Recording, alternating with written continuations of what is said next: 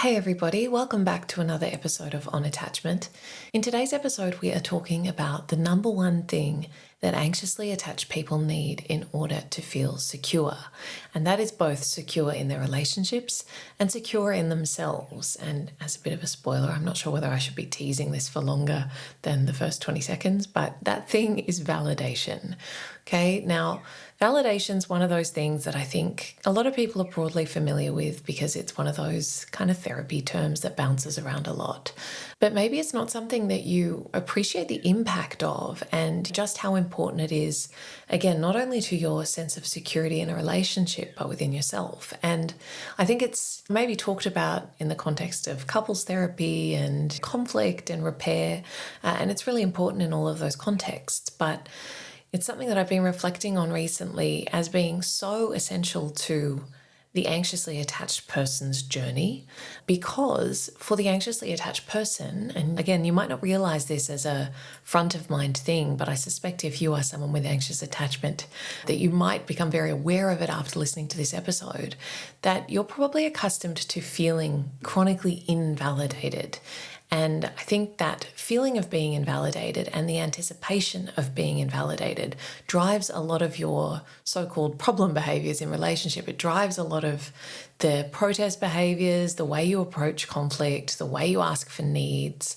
All of those things are kind of infused with this energy of bracing for invalidation, bracing for being told that you are too much and too sensitive and too needy, and that your perception of things is incorrect, or you've misunderstood, or otherwise receiving someone's defensiveness.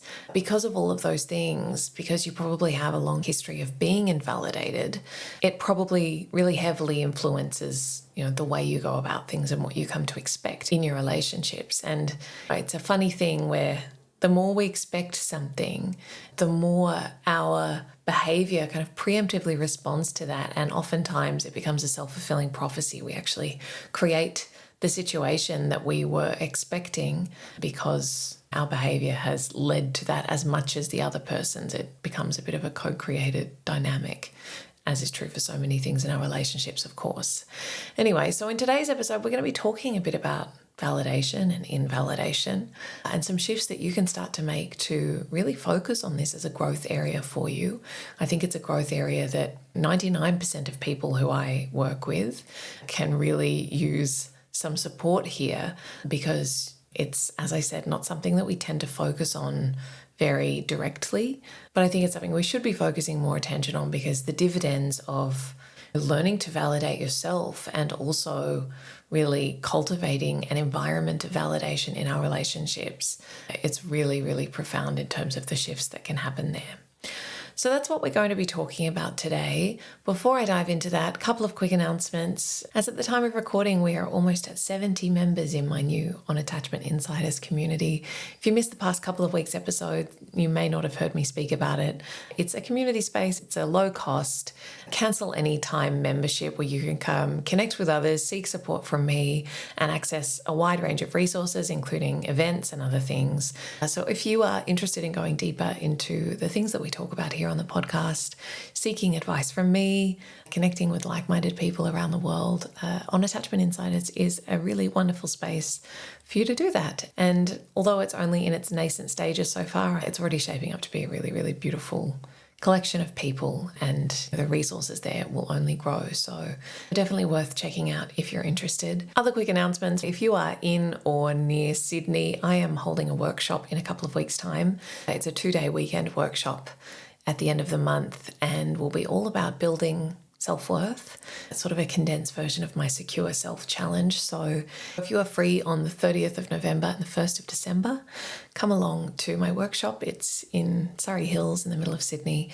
We've already got a decent number of people coming, but there are a few spots remaining. If you're at all interested, grab a friend, come along for a relaxed, supportive weekend of diving deep, learning about yourself, and getting some clarity on where you might be stuck. So would love to see you there.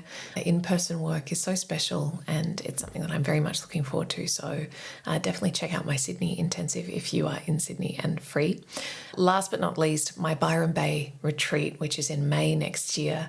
We still have a couple of early bird spots available for that. So if you are interested in a 4-day, 3-night retreat in the most luxurious setting, definitely check out my retreat as well. Okay, so let's talk about validation. Now, as I alluded to in the introduction, I don't want to suggest that validation is something that only anxiously attached people need. And to the contrary, we all really benefit from validation. So irrespective of your attachment patterns or your partner's attachment patterns, being more actively validating of other people's experience is a very good idea. And essentially at its core, validation to me is recognizing that your and everyone else's experience makes sense in the context of them, and that everything that you feel and that they feel and perceive arises from a very real experience. These things don't come from nowhere. Our protective patterns are grounded in a very real experience that we're having, in a very real perception of threat or fear or danger or risk. And against that backdrop, we can start to see that we make sense. And so when we're in relationship, being more validating of someone else is stepping into their shoes and seeking to really see a situation from their point of view, rather than being so firmly grounded in ours that we are spending all of our time and energy trying to convince them of our way of seeing things, because we're locked in this worldview where only one of us can be right. And this is something that I see in pretty much everyone that I work with, as I said in the introduction, is this mindset of, which one of us is right? Am I being unreasonable or are they being unreasonable? Am I being unfair? Am I being too needy or too sensitive?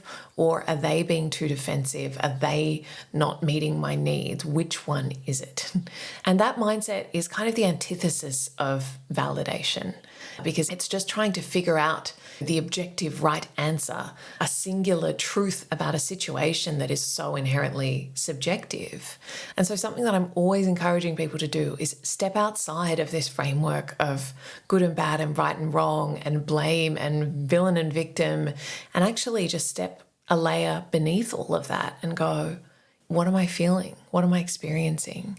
And how does that make sense? And then can I do the same thing for them? As soon as we do that, we're sort of laying down our weapons and we're laying down our shield and our self-protection, and instead just looking at what is really true, which is that we are all having a very real experience and that there's actually no right or wrong there. So how does all of this interface with attachment dynamics? As I said in the introduction, it is common that anxiously attached people have grown up in emotionally invalidating environments. So that might be various experiences along the way that have essentially given you the message that your perception is misplaced, or your emotions are too much, or you're too sensitive, you're too needy, all of those things that have you second guessing your experience and the rightness and truth of your experience. And I think because of that, we develop around that insecurity and that sense of invalidation.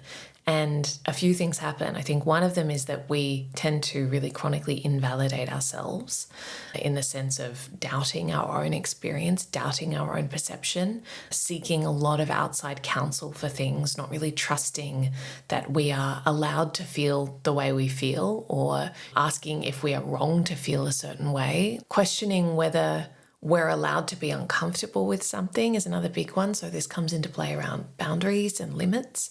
So often people will say things to me like, my partner is doing XYZ thing. Am I wrong to be uncomfortable with this? And my partner's messaging other people in a way that feels inappropriate to me, but I don't know if I'm just being too sensitive. Or my partner always pulls away and needs space, but then I don't hear from them for 2 weeks. Am I being unreasonable to want to hear from them more often than that, or to know what's going on? I don't want to be too needy or smothering. And while those might sound like extreme examples, I can tell you that these are examples that I hear all the time from people. And to me, all of that is evidence of an internal and and relational environment of invalidation, because that seems to be the first stumbling block that then prevents people from really tuning into how they feel, what they need, what their limits are, what their boundaries are, and confidently advocating for those things from a really firm and grounded place, not from a place of trying to convince the other person of the validity of their needs. And I think this is where a lot of people fall down and get really stuck, because you might do all of this internal work on trying to figure out what your needs are, or trying to express a concern or make a request of your partner. But oftentimes, because you have that pattern of bracing for invalidation, maybe your partner tends to be defensive, and that will often be the case if you're in an anxious avoidant dynamic. We know that avoidant partners tend to struggle with defensiveness, and particularly around being given feedback or being asked to change or anything that feels like an attempt to control them. You might have a pattern in your relationship where when you do speak up, your partner shuts down and becomes defensive or dismisses your concern or says that it's too much or any of those things. And maybe you believe them, and maybe you then sort of cower in the face of that and internalize whatever it was that you were worried about. And then the cycle sort of goes on, and you've got all of these insecurities bubbling away that you're increasingly feeling doubt around, because you just don't know if you're allowed to have them, if you're right to have them, and you certainly don't know how to broach those in the context of your relationship in a way that feels empowered, that doesn't feel attacking, but that also doesn't feel kind of pleading and desperate. And all of these things come back to this internal and relational environment of invalidation.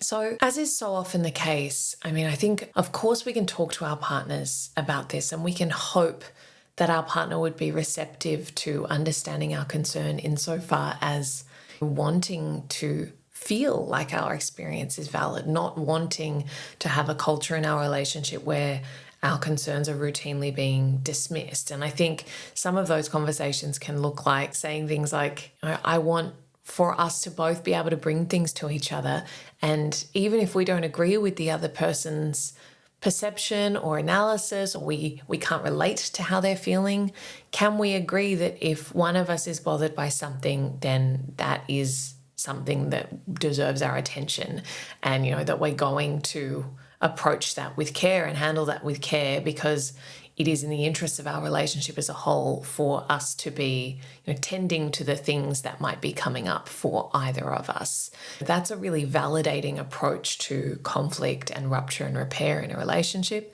It's sort of setting the standard of how you're going to approach things. And to go back to what I was saying before around stepping outside of a framework of right and wrong, agreeing that with your partner that we're going to have these standards that are not about making you the villain or whatever. It's not about every time I bring up a concern, it's something that you have done wrong or something that you're failing at. It's just something that needs to be shared or whatever it might be. Having that as a kind of framework that you can fall back on is a really good idea, because that creates the safety for you to be able to share things safely and to not have all of those anxieties and insecurities that come from being the anticipation of being invalidated. And as I said, I think that anticipation drives so much of our own maybe unhealthy or dysfunctional or ineffective communication styles, because we bring so much stress and anxiety to those conversations, and we end up persuading and pleading and all of those things. The other key piece, and I would arguably say this is the more important piece, as is so often the case with anxious attachment. The relational stuff is important, but I always emphasize the self piece, because that tends to be the part that is underdeveloped. And frankly, I think it's the part that we have far more control over. And I think we get a positive ripple effect in our relationships when we're able to first work on whatever the deficit is within ourselves in terms of the wounded parts or the skills that we may be lacking. When we can build that up, then we're much more likely to be able to engage in effective relational repair and healing work, because we're doing it from a place of self-worth and self-esteem rather than a place of desperation and fear and lack and all of those other things that can be present when we don't have a solid relationship with ourselves.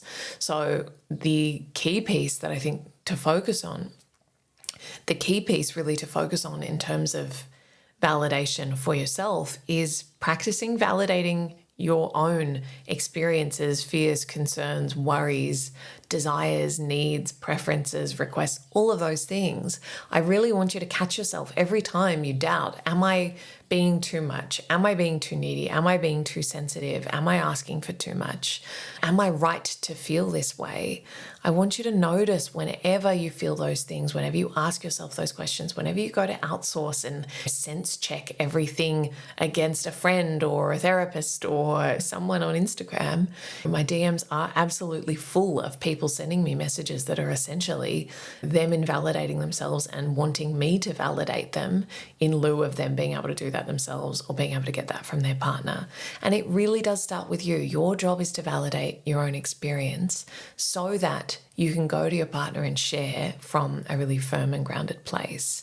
You're not trying to convince them of the rightness of your experience. You're not trying to convince them that you're not crazy.